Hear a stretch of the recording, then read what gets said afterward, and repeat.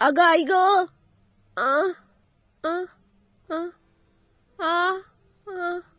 अरे बापरे, किती दुखतंय. कंबर लचकली,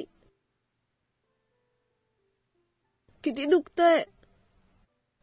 अरे बापरे, सहन होत नाहीये.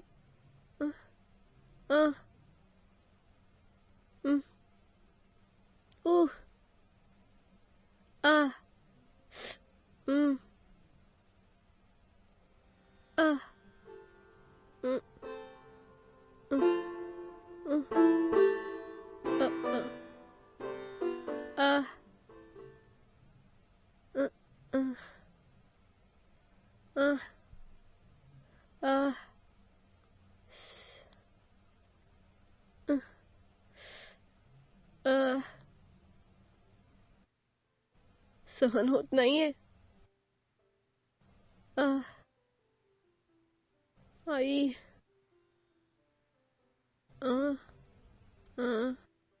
शोभना, शोभना, इथे दरवाजा उघडा टाकून आत काय करतीये?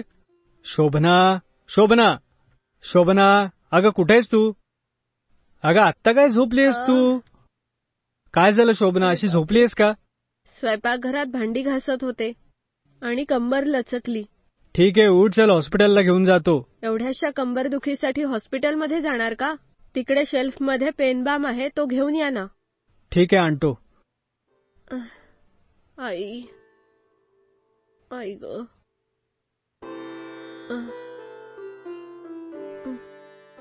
घे, उठ. का हो माझ्या हातात देताय? जरा लावून द्या ना. माझा एक मित्र आहे, तो बाहेर माझी वाट बघतोय. घे, तू तुझ्याच हाताने लावून घे, चल.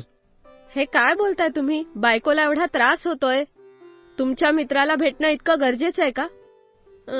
चला जा, तुमच्याशी लग्न केलं ना, मलाच बोलायचं. एका तासामध्ये मी परत येतो. राहा ना तिथेच.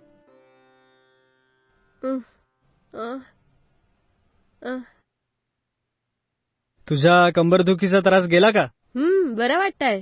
तो मलम लावला का? कंबरदुखीचं ओरडणं ऐकून शेजारची मीना घरी आली. तिचा नवरा आहे ना, कमरेचा वाघ काढण्यात एक्सपर्ट आहे. अच्छा. तिने त्याला जाऊन बोलावल्यावर लगेच आले.